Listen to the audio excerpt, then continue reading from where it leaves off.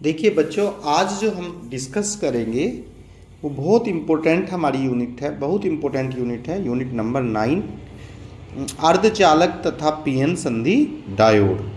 तो सबसे पहले हम जो इसमें पढ़ेंगे वो ऊर्जा बैंड या बैंड सिद्धांत पढ़ेंगे। तो धातुओं में विद्युत का चालन सब जानते हैं, मुक्त इलेक्ट्रॉनों के द्वारा होता है। भाई मुक्त इलेक्ट्रॉन होंगे तभी धारा का प्रवाह होगा, चाहे वो धातु ठोस अवस्था में हो या गलित, दोनों अवस्थाओं में विद्युत का प्रवाह होता है। क्लियर है ना बात? किसी धातु की चालकता परमाणु में उपस्थित संयोजी इलेक्ट्रॉनों पर निर्भर करेगी। जितने इलेक्ट्रॉन होंगे उतनी उसकी चालकता होगी। और जब दो परमाणविक कक्षक मिलकर एक आणविक कक्षक बनाएंगे बच्चों, तो इन आणविक कक्षकों के बीच के अंतर बहुत कम होता है, जिन्हें क्या कहते हैं? बैंड कहते हैं। और बैंड हमारी दो तरीके की होती हैं। बैंड हमारी जो होती हैं वो दो तरीके की हैं। एक है संयोजी बैंड और दूसरी होती है चालन बैंड। क्लियर बात है? अब सबसे पहले हम जो पढ़ेंगे वो संयोजी बैंड की बात करेंगे। सबसे पहले तो बच्चों संयोजी बैंड जो होगी वो कम ऊर्जा वाले परमाणु कक्षकों के द्वारा बनेगी, और इस प्रकार बने बैंड को संयोजी बैंड कहेंगे। और इसमें धातु परमाणुओं की बाह्य कक्षा में संयोजकता इलेक्ट्रॉन होते हैं जो बंद बनाएंगे, आपस में क्या बनाएंगे? बंद बनाएंगे। क्लियर बात है इतनी? तो ये पढ़ा हमने संयोजी बैंड। अगला टॉपिक आता है चालन बैंड। चालन बैंड वे बैंड होते हैं बच्चों जो पूर्ण रूप से खाली होंगे या आंशिक रूप से भरे होंगे, परमाणु कक्षकों से बनेंगे। और चालन बैंड जो हैं कहलाते हैं, चालन बैंड हमेशा संयोजी बैंड से ऊपर रहेंगे। अब देखिए नेक्स्ट टॉपिक हमारा आया। नेक्स्ट टॉपिक आया हमारा ऊर्जा अंतराल। ऊर्जा अंतराल क्या है भाई? बच्चों दो ऊर्जा बैंड हो, या संयोजी बैंड हो या चालन बैंड हो, जिनके बीच कोई इलेक्ट्रॉन ना हो, तो ऐसी ऊर्जाओं के उनके ऊर्जाओं के अंतर को ही हम कहते हैं ऊर्जा अंतराल। इसे ईजी से दिखाएंगे, ठीक है? और ये हमारा चालन बैंड है पूर्ण रूप से खाली, और ये हमारा क्या है? संयोजी बैंड है। क्लियर बात है? यानी दो बैंडों के अंतर को, या एक संयोजी बैंड चालन बैंड है, उनके अंतर को ही हम क्या कहते हैं? ऊर्जा अंतराल कहेंगे। अगला टॉपिक जो है वो बड़ा इंपॉर्टेंट टॉपिक है, ऊर्जा बैंड के आधार पर ठोसों का वर्गीकरण। अब बच्चों ठोसों का वर्गीकरण कैसे करेंगे, ये है समस्या। तो देखिए, ठोसों को उनके संयोजी बैंड और चालन बैंड के द्वारा उनके बीच वर्जित ऊर्जा अंतराल के आधार पर तीन भागों में बांटते हैं: चालन बैंड, अचालक बैंड, चालक, अचालक और अर्धचालक। ठीक है ना? तो ठोस कितने तरीके के होंगे भाई? तीन तरीके के होंगे: चालक, अचालक और अर्धचालक। सबसे पहले चालक। चालक वे पदार्थ हैं जिनके चालन इलेक्ट्रॉनों के द्वारा होगा, या जिनमें चालन इलेक्ट्रॉन पाए जाएंगे। या इससे इजी डेफिनेशन ये है कि चालक वे पदार्थ होते हैं जिसमें धारा का प्रवाह आसानी से हो जाता है। क्लियर है ना? चालक क्या है? वे पदार्थ हैं जिसमें धारा का प्रवाह आसानी से हो जाता है। ऊर्जा बैंड के अनुसार चालक वे पदार्थ होते हैं जिनके संयोजी बैंड, चालन बैंड एक दूसरे पर जुड़े होते हैं, यानी चालन बैंड संयोजी बैंड के बीच में कोई गैप नहीं होता, यानी वे एक दूसरे पर अध्यारोपित होंगे। यदि संयोजी बैंड और चालन बैंड के बीच ऊर्जा अंतराल बिल्कुल जीरो हो, यानी एक दूसरे जुड़े हुए हों, तो ऐसे को कहेंगे चालक। चालक क्या है? लोहा है, तांबा है, सोना है, ये सब क्या है बच्चों? चालक हैं। नेक्स्ट टॉपिक आता है हमारा अचालक। तो अचालक वे पदार्थ है जिसमें धारा का प्रवाह नहीं होगा। लकड़ी, पत्थर, ये सब क्या हैं? अचालक हैं। लेकिन हमें बैंड सिद्धांत के अनुसार बताना है भाई। तो ऊर्जा बैंड सिद्धांत के अनुसार अचालक वे पदार्थ हैं जिनके संयोजी बैंड पूर्ण रूप से भरे होंगे, चालन बैंड पूर्ण रूप से रिक्त होंगे, लेकिन एनर्जी गैप 3 इलेक्ट्रॉन वोल्ट से ज़्यादा होगा तो ऐसों को हम क्या कहेंगे, अचालक कहेंगे। क्या कहेंगे, अचालक, जिनमें धारा का प्रवाह नहीं होगा। अगला टॉपिक अर्धचालक। बच्चों ये बड़ा इंपॉर्टेंट टॉपिक है क्योंकि इसी पर हमारा पूरा चैप्टर बेस है भाई। तो अचालक वे पदार्थ होते हैं जिनकी चालकता चालकों से कम अचालकों से अधिक होगी। काशी गए संग पंडित यानी CSI GE SNPB ये सब क्या हैं, अर्धचालक। बच्चों अर्धचालक वे पदार्थ होते हैं जिनके बाह्य कोश में 4 इलेक्ट्रॉन होते हैं। चलिए जी, ऊर्जा बैंड सिद्धांत के अनुसार अर्धचालक वे पदार्थ होते हैं जिनमें संयोजी बैंड पूर्णतः भरे हुए, चालन बैंड पूर्णतः रिक्त होंगे और उनके बीच ऊर्जा अंतराल जो है वो ना के बराबर बहुत कम होगा। जैसे आप देखिए 1 इलेक्ट्रॉन वोल्ट हमारा है और SI का इलेक्ट्रॉन वोल्ट कितना 1.12 इलेक्ट्रॉन वोल्ट है। सिलिकॉन जर्मेनियम 0.75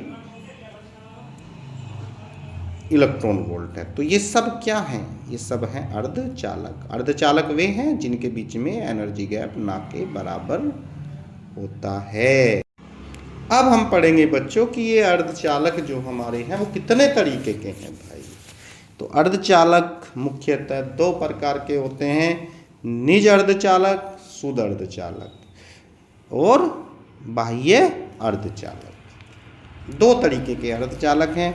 निज अर्धचालक बच्चों वे अर्धचालक होंगे जिनमें अशुद्धि के रूप में कोई अपद्रव्य नहीं मिलाया जाएगा। शुद्ध अथवा निज अर्धचालक कहलाएंगे जैसे जर्मेनियम और सिलिकॉन। जबकि अशुद्ध अर्धचालक क्या होंगे, अशुद्ध अर्धचालक जब अर्धचालकों में अशुद्धि के रूप में कोई पदार्थ हम मिला देंगे तो बनेगा अशुद्ध बाह्य अर्धचालक। और जो पदार्थ मिलाएंगे बच्चों अपद्रव्य परमाणु कहलाएगा और मिलाने की क्रिया डोपिंग कहलाएगी। क्या कहलाएगी, डोपिंग। डोपिंग है भाई, वो मिलाने की प्रक्रिया क्या कहलाएगी, डोपिंग। अर्धचालक कितने प्रकार के होते हैं भाई, मुख्य से अर्धचालक जो हैं कौन से, बाह्य अर्धचालक। तो बच्चों बाह्य अर्धचालक जो हैं भाई, शुद्ध अर्धचालक तो एक ही फॉर्म में होंगे लेकिन जो बाह्य अर्धचालक हैं वो मुख्य रूप से हमारे 2 प्रकार के होते हैं, एक एन टाइप अर्धचालक और एक पी टाइप अर्धचालक। सबसे पहले हम पढ़ेंगे एन टाइप अर्धचालक। एन टाइप अर्धचालक बनेगा बच्चों जब जर्मेनियम या सिलिकॉन के क्रिस्टल में 5 संयोजकता वाला अपद्रव्य परमाणु जैसे आर्सेनिक, एंटीमनी, फास्फोरस आदि को आप मिला दोगे तो वो क्या करेगा, वो जर्मेनियम के एक परमाणु को उसकी जगह से हटा देगा और परमाणु के 5 संयोजक इलेक्ट्रॉनों में से 4 इलेक्ट्रॉन, परमाणु के 5 संयोजक इलेक्ट्रॉनों में से 4 जो संयोजी इलेक्ट्रॉन होते हैं, 4 जो संयोजी इलेक्ट्रॉन होते हैं बच्चों, वो अपने चारों ओर स्थित जर्मेनियम के 4 परमाणुओं के एक एक संयोजक इलेक्ट्रॉनों के साथ बंध बना लेंगे। जबकि 5वां संयोजक इलेक्ट्रॉन बहुत कम ऊर्जा होने के कारण अपद्रव्य परमाणु से अलग हो जाता है, क्रिस्टल के भीतर मुक्त रूप से गति करता रहता है। इस प्रकार बने अशुद्ध जर्मेनियम के क्रिस्टल को एन टाइप अर्धचालक कहेंगे। और एन टाइप अर्धचालक में आवेशवाहक का कार्य जो है बच्चों कौन करेंगे, मुक्त इलेक्ट्रॉन। एन टाइप अर्धचालक में अपद्रव्य परमाणु को दाता परमाणु कहते हैं। जैसे आप देख रहे हैं जर्मेनियम के कितने परमाणु हैं भाई, 4 परमाणु हैं। आर्सेनिक का कितना है, 1। आर्सेनिक अशुद्धि के रूप में मिलाया गया अपद्रव्य परमाणु है। तो आर्सेनिक के 4 एक एक इलेक्ट्रॉन जर्मेनियम के चारों एक एक परमाणुओं के एक एक इलेक्ट्रॉन से सहसंयोजक बंध बना लेते हैं, जबकि एक मुक्त अवस्था में रह जाता है। क्लियर है। और ये आर्सेनिक जो परमाणु है इसे कहते हैं कौन सा, मिलाने में जो अशुद्धि है वो है दाता परमाणु। क्या कहते हैं इसे, दाता परमाणु। जो अशुद्ध आपने मिलाया जो चालक है वो क्या कहलाएगा, अशुद्धि के रूप में जो पदार्थ मिलाया अपद्रव्य परमाणु उसे कहेंगे हम दाता परमाणु। यानी आर्सेनिक जो है वो हमारा क्या है, यहाँ पे दाता परमाणु है।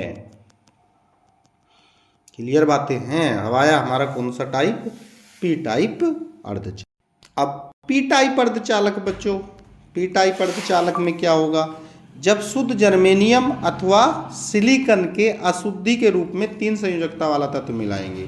यानी जब शुद्ध जर्मेनियम अथवा क्रिस्टल में अशुद्धि के रूप में 3 संयुक्ता वाला अपद्रव्य जैसे बेरिलियम, एल्यूमिनियम, गैलियम, इंथेलियम आदि को मिलाएंगे तो ये जर्मेनियम के एक परमाणु को हटाकर उसका स्थान ले लेगा और 3 जो सहसंयोजक इलेक्ट्रॉन होते हैं जर्मेनियम के 3 परमाणुओं के एक एक परमाणु के साथ एक एक इलेक्ट्रॉन के साथ सहसंयोजक बंध बना लेगा।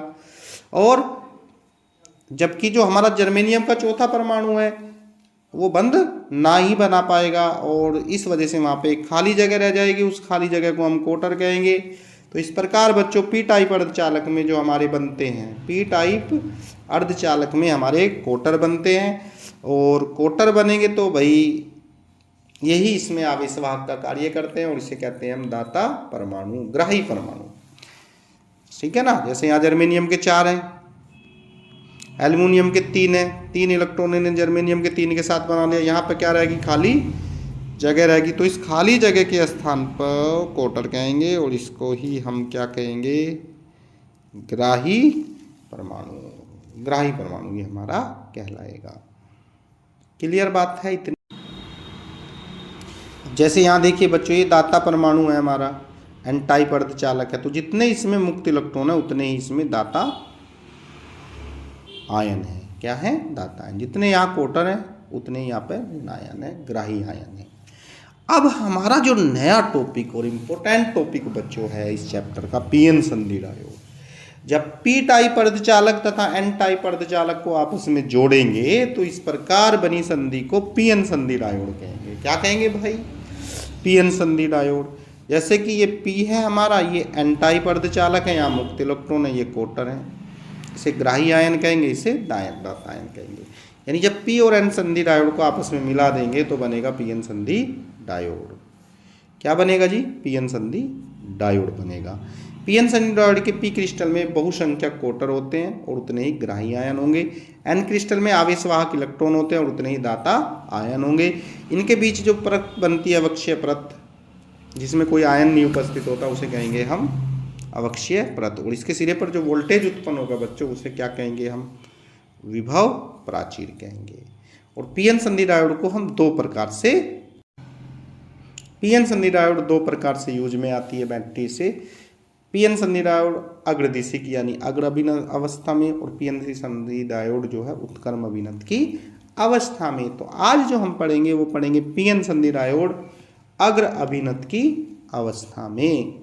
तो पीएन संधि डायोड को बच्चों पी सिरे को जब बैटरी के धन सिरे से जोड़ेंगे, एन सिरे को बैटरी के ऋण सिरे से जोड़ेंगे, तो जो पीएन संधि डायोड कहलाएगा वो कौन सी अवस्था कहलाएगी, उसकी अग्र अभिनत की अवस्था। इस अवस्था में बाह्य वैद्युत क्षेत्र ई और आंतरिक वैद्युत क्षेत्र ई आई से अधिक प्रबल होता है, बाह्य वाला। क्लियर है ना बात।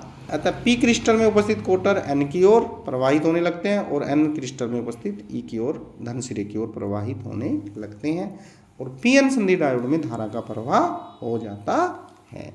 तो ये पढ़ा पीएन संधि डायोड कौन सी अवस्था में बच्चों, अग्र अभिनत की।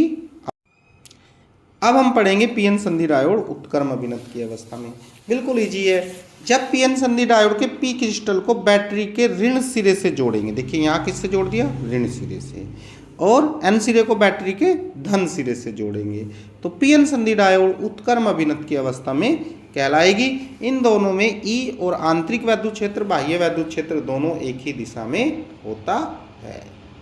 क्लियर बात है।